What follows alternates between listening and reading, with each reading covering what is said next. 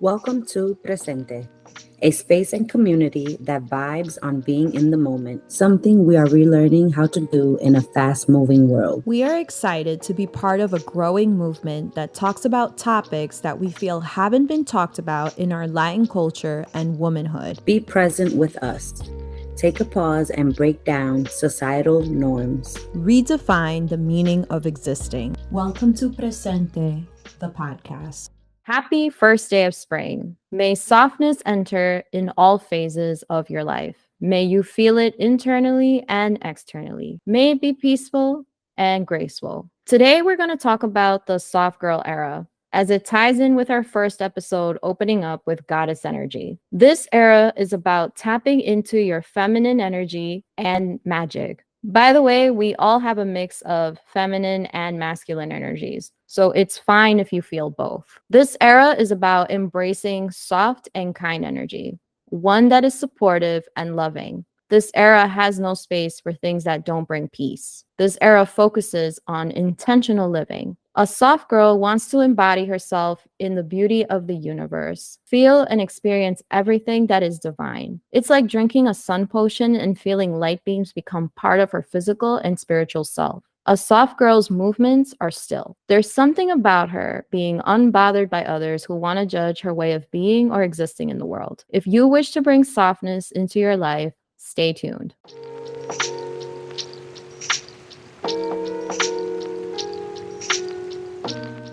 I've met many kinds of women: strong women, resilient women, hardworking women, but I don't think I've ever met a relaxed one.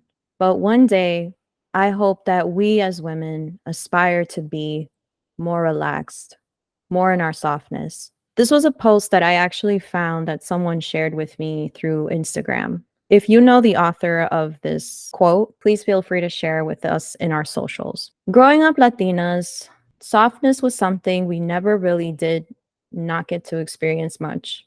While there were moments of family time and vacations, I'm not sure if softness was a way of being. While I understand that sometimes life can ask us to make haste, it's also important to incorporate more softness into our lives, to vibe more into that type of space. If we think about our past, our ancestors treated life and nature with respect. They found ways to work and adapt to the resources around without abusing life and its offerings. They embraced the world as it came.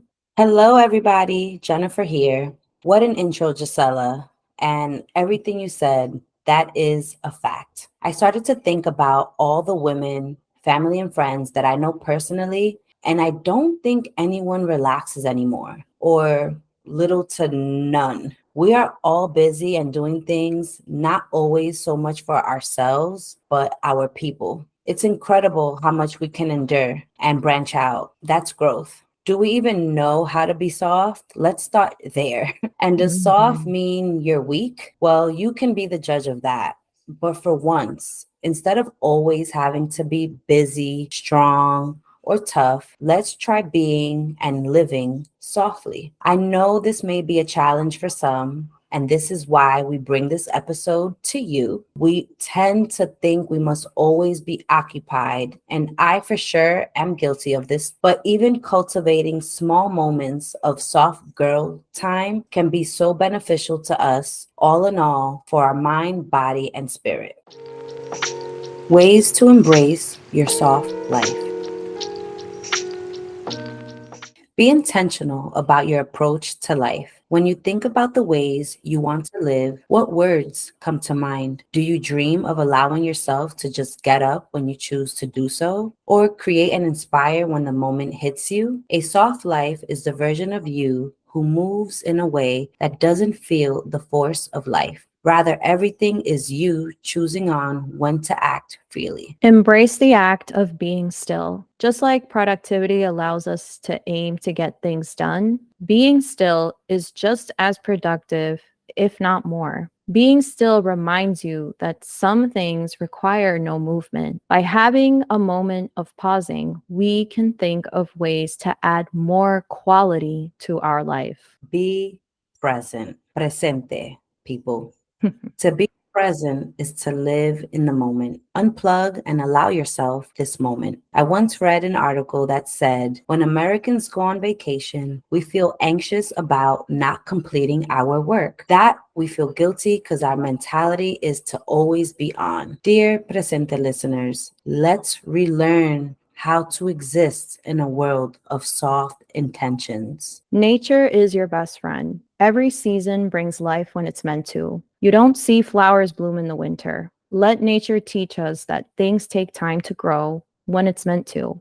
Also, practice embracing its beauty. The swish of the trees, the ripples of the sounds in the oceans, the smell of pines. Nature is very therapeutic. Romanticize life. We had an episode on this, but the idea is to practice habits that allow you to embody the beauty around.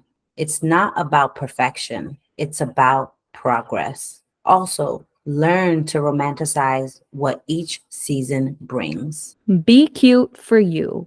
Wear that outfit, try that hairstyle, try a new look, but do it because it makes you feel beautiful. And tap to the goddess within you. Do things that bring you joy, whatever that is, at whatever time that is. It can be travel, try new things, experience it, experience life with the intentions you want to have.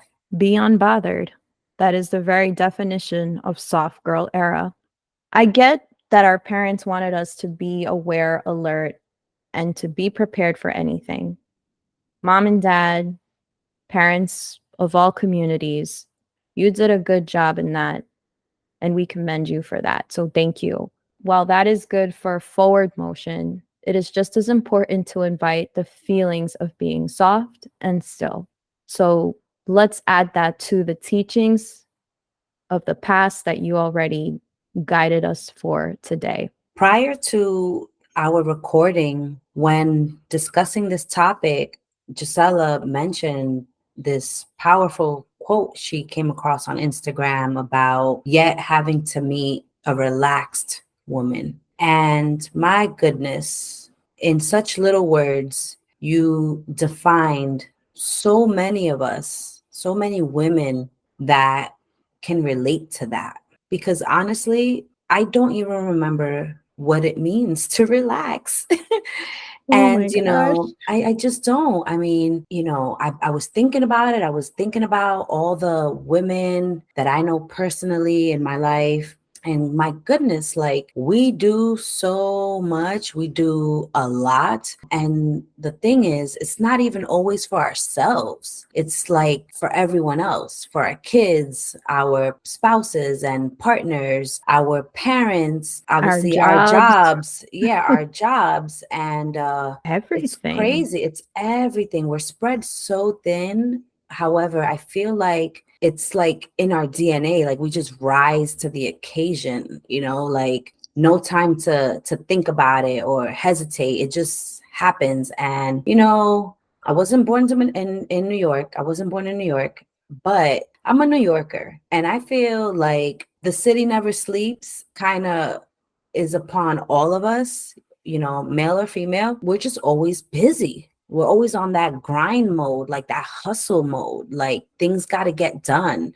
Bills have to get paid, food on the table, a roof over our head, wheels to get us by from point A to point B. And Mhm. we're always on this vicious cycle that relaxing is probably like the last thing, On our you know, minds, on yeah. our list. Yeah, and it is. And if we do relax, it's because it's time for bedtime. And even then, like how many hours of sleep do you normally get? Girl, I woke up late for work today. Like, I'm not even gonna lie about that. I'm like, I forgot to turn No, on not my you. no, yeah, I forgot to turn on my alarm. I'm like, wow, it's 6:24. I literally have no time to get ready. I just gotta brush my teeth and be out. Oh my goodness. Well, sorry that happened to you because I know that's not like you. But it's, Yeah, it's kind of like, hey, I've been late to places plenty of times. And at that point, I'm just like, you know what? I'll get there when I get there because that just creates a whole other like level of anxiety and worrying. And I can't true. I can't be in that state of mind. But yeah, I'm really glad that you touched upon learning to relax, because it is something very hard to do, to unlearn how to relax.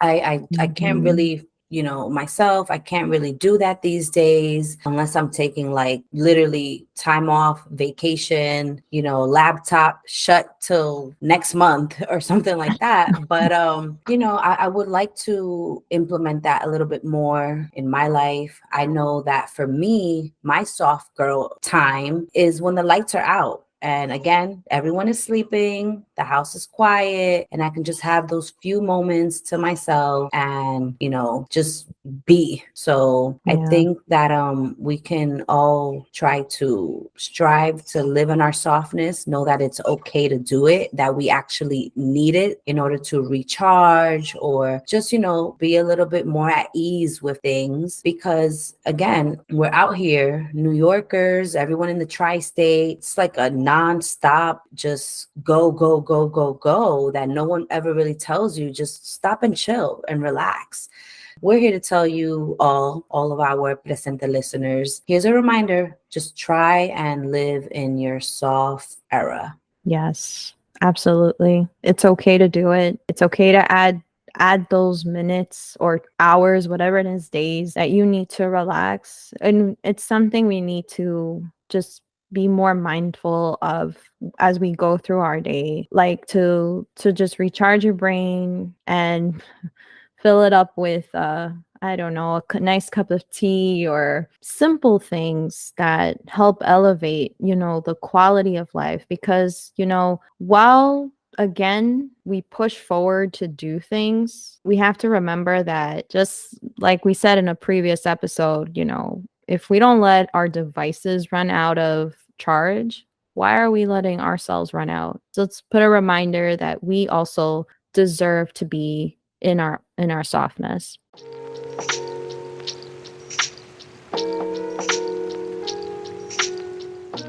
For the month of March, we will be giving shout outs to women, all women. Y'all are beautiful. That includes the women who fought for us in the past, entrepreneurs of today, the leaders, and those that are inspiring others. America Ferrera, or America Ferrera, a Honduran American queen. After watching the Barbie film, I went straight into watching Ugly Betty because of this movie. I mean, I had known about Ugly Betty before when it came out in the mid 2000s, but I never really sat down to watch it until after this movie because it was available on Netflix right away. And man, first of all, I didn't know America came from a Honduran family. And when I found out, I cried. I cried because sometimes within the media industry, you don't really see much Central American representation in most media. I know that there's, a few, but, I'm happy to see the Central American Latin women making progress. It brings warmth to my heart. Growing up, I always had to explain my ethnicity to people because unless you were from a Latin family, some people didn't know where Honduras was in Central America, next to countries like El Salvador and Guatemala, Nicaragua, etc. So for me, this was really beautiful, and just to see someone that represents my ethnicity in the Oscars and being in movies like Barbie spoke to me on, many volumes. I'm giving America a shout out because, again, the Barbie movie, there was a scene that was a really powerful speech that I think definitely hit many women deep in our souls. And it was pretty much on how society wants us to be everything. So whoever the script writer was for America's lines, shout outs to you too, because that hit on many levels. And it was pretty much, the speech went something along like, women can be skinny, but not say that they want to be skinny because, they have to say that they want to be healthy. We can be smart, but we can't be too smart to make other people feel uncomfortable. We have to be beautiful. We can never look unpolished or neat, no matter, if our feelings are somehow sideways or, we're just not feeling 100% on that day. We also have to maintain our homes, cook, clean, and be organized because we have to be a certain way or look a certain way. In a certain way, we have to be everything. We have to embody everything for everyone. But it's never about, like Jennifer was saying before, it's never about, having that moment to just be for ourselves. And man, when she gave that speech and I was at the movie theater that day, I cried. I cried a lot. And the whole movie theater was actually really silent. So, America Ferrera, if you are listening to Presente, thank you for giving and delivering this line so well said, and for touching the hearts of many women today, because sometimes society likes to keep us shut, but movies like Barbie are causing a lot of people to have two opinions about the movie. And when you have people saying two opinions about something, whether it's good or bad, that means you've hit a nerve somewhere. And I like that. Keep hitting nerves. And next up for our tribute to women's history is someone you've heard, but more so probably felt through the power of her words. She is a writer, poet, singer, and activist, a phenomenal woman, Maya Angelou. Maya Angelou, we thank you for all you have fought for us, how you have paved the way for many, where we can rely on your powerful words and speeches and poems and storytelling to help us make us feel better, to give us insight on how we move forward. Thank you for all you've done. Your legacy truly continues to live on. Phenomenal Woman by Maya Angelou. Pretty women wonder where my secret lies. I'm not cute or built to suit a fashion model's size. But when I start to tell them, they think I'm telling lies. I say it's in the reach of my arms, the span of my hips, the stride of my step, the curl of my lips. I'm a woman phenomenally. Phenomenal woman, that's me.